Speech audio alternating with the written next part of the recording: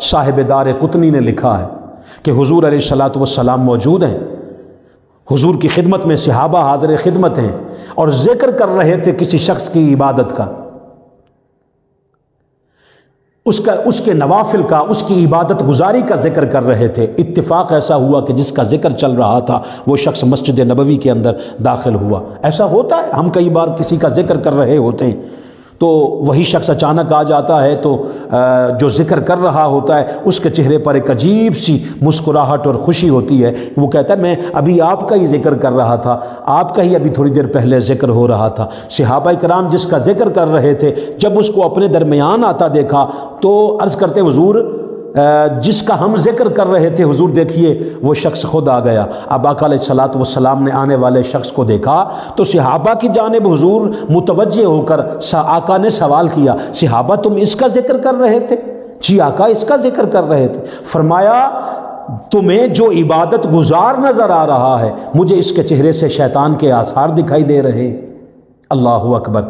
اب یہی چیز تو صحابہ کو پوری امت میں ممتاز کر رہی ہے کہ کوئی جائے عتم پہ بھی ہو تو کسی ایک ادنا سے صحابی کے قدموں تک بھی نہیں پہنچ پاتا۔ اس کی وجہ یہ ہے کہ صحابہ کی افضلیت کا جو باعث ہے وہ بات ہی یہی ہے کہ اپنی آنکھوں سے زیادہ یقین بات مصطفیٰ پر، فرمان مصطفیٰ پر، حضور کی ذات مصطفیٰ پر ایمان ہو۔ اپنی آنکھوں سے دیکھا ہے کہ یہ شخص نوافل بڑے پڑھتا ہے، عبادت گزار ہے، روزے رکھتا ہے، بہت سارے اعمال صالحہ ہیں اس کے پر، مگر حضور نے فرما دیا ہے کہ مجھے اس کے چہرے سے شیطان کے آثار دکھائی دیتے ہیں، تو اپنا موقف چھوڑ دیا اور ذات مصطفیٰ پہ ایمان رکھا۔ یہی چیز، اسی کا نام صحابیت ہے۔ اللہ اکبر۔ جب صحابہ کرام نے یہ دیکھا حضور علیہ الصلاۃ والسلام نے فرمایا کہ مجھے تو اس کے چہرے سے شیطان کے آثار دکھائی دیتے ہیں، صحابہ خاموش ہو گئے۔ تو حضور علیہ الصلاۃ والسلام نے آنے والے شخص کو قسم دے کے پوچھا۔ حضور نے اشارہ کیا، فرمایا آنے والے کی بات بتا، تجھے قسم ہے اس پروردگار کی جس کو تو ایک مانتا ہے، بتا کہ جب تو یہاں ہمارے ہاں آیا تو نے جب تو نے انٹری لی، جب تو مسجد کے اندر داخل ہوا تو تیرے دل میں یہی خیال تھا نا کہ تو ہم سے بہتر ہے؟ اللہ اکبر۔ ایک لمحے کے لیے سوچئے، اور وہ لوگ بالخصوص توجہ کریں جو علم غیب مصطفیٰ پہ بحث مباحثے کر رہے ہوتے ہیں، علم غیب مصطفیٰ پر اعتراضات کر رہے ہوتے ہیں۔ حضور علیہ الصلاۃ والسلام نے رہتی دنیا تک یہ سوال چھوڑا ہے کہ لوگوں خیال کا تعلق یا دل سے ہے یا دماغ سے ہے، مگر حضور علیہ الصلاۃ والسلام نے اس کے دل اور دماغ تک جو خیال گزرا ہے اس تک دسترس حاصل کر کے اس کو بتا کر حضور علیہ الصلاۃ والسلام نے بتانا چاہا کہ نبی وہ ہوتا ہے جو امتیوں کے خیالوں پہ بھی دسترس رکھتا ہو، جو امتیوں کے دل اور دماغ تک دسترس رکھتا ہو، جس کو یہ بھی پتا ہو کہ اس کے دماغ سے، اس کے دل سے خیال کیا گزر رہا ہے۔ اب چونکہ اسے قسم دے دی تھی تو وہ شخص جواباً اس نے اسبات میں سر ہلایا کہ جی میرے دل میں یہی خیال تھا۔ آنے والا شخص خود کو ان سے بہتر سمجھ رہا تھا۔ اب اس نے کیا کیا؟ مسجد نبوی کے ایک کونے میں جا کر نماز شروع کر دی۔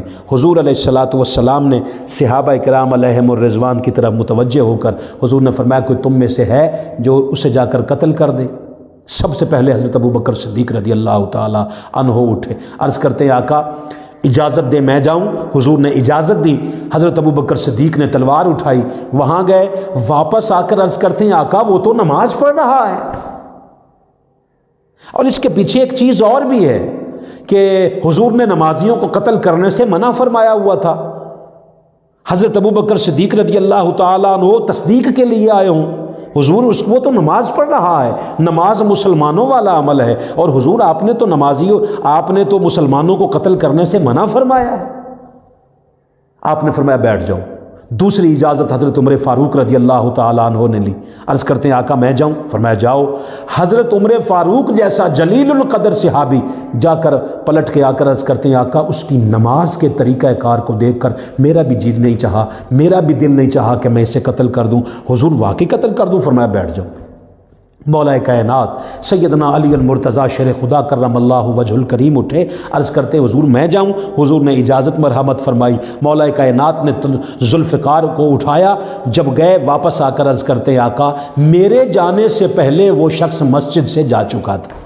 اب حضور علیہ الصلوۃ والسلام نے جو جملہ ارشاد فرمایا وہ امت مصطفیٰ کے لیے انتہائی توجہ والا ہے۔ حضور نے فرمایا آج وہ بدبخت بچ گیا ہے، اگر آج قتل ہو جاتا میری امت کا پہلا فتنہ یہیں پہ ختم ہو جاتا۔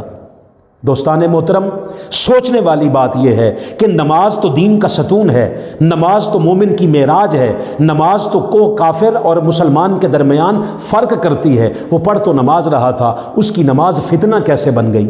حدیث پاک میں اس کی وجہ بیان نہیں ہوئی۔ ہاں مفسرین اسٹو میں لگے ہیں، مفسرین نے اپنی ذاتی رائے دی ہے، اسٹو میں لگے ہیں کہ وجہ تلاش کرو کہ آخر وجہ کیا ہے، کس عمل کی وجہ سے حضور نے قتل کرنے کا حکم دیا، کیونکہ ظاہراً جو عمل ہے وہ نماز ہے اور نماز قتل ہونے کا باعث نہیں بنتی۔ تو مفسرین کہتے ہیں کہ بس اس کی ایک ہی وجہ سمجھ میں آتی ہے کہ جیسے ہی وہ مسجد میں آیا اسے چاہیے تھا کہ وہ بیٹھ جاتا، حضور کی خدمت میں بیٹھ جاتا جہاں سارے صحابہ بیٹھے تھے، بس کیا کرتا؟ والضحیٰ کے چہرے کو تکتا رہتا، واللیل کی زلفوں کو تکتا رہتا، ما زاغ البصر کی آنکھوں کو تکتا رہتا، ید اللہ کے ہاتھوں کو تکتا رہتا، بس حضور کو دیکھتا رہتا۔ حضور کو دیکھتے رہنا بھی نماز بن جاتی، مگر اس نے یہ سمجھا کہ یہ تو بیٹھ کے باتیں کر رہے ہیں، میں جا کر نماز پڑھ لوں۔ حضور علیہ الصلوۃ والسلام نے بتانا چاہا کہ جو ہمیں چھوڑ کر، جو مصطفیٰ کو چھوڑ کر نماز پڑھی جائے وہ معراج نہیں بنتی بلکہ وہ فتنہ قرار دی جاتی۔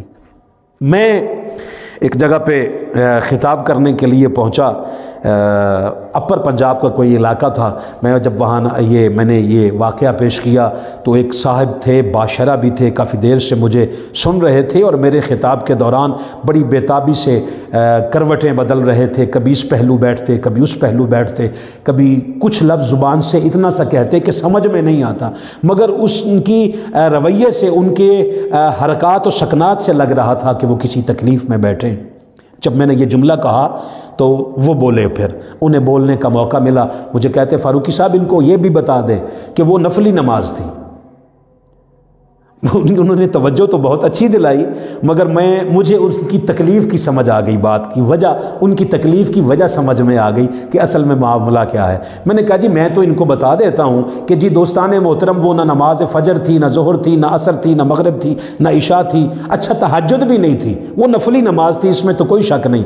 مگر حضرت صاحب، علامہ صاحب، میں نے ان کو اپنی طرف متوجہ کر کے کہا، میں نے کہا علامہ صاحب آپ یہ بتائیے، یہ تو نفلی نماز تھی، یہ میں نے ان کو بتا دیا ہے، آپ سے میرا سوال ہے کہ مولا کائنات سیدنا علی المرتضیٰ شیر خدا کرم اللہ وجہ الکریم نے جو نماز عصر مصطفیٰ کے ادب پہ واری ہے وہ تو نفلی نہیں تھی، وہ تو فرض تھی۔ فرض نماز کو ادب مصطفیٰ پہ وار دیا۔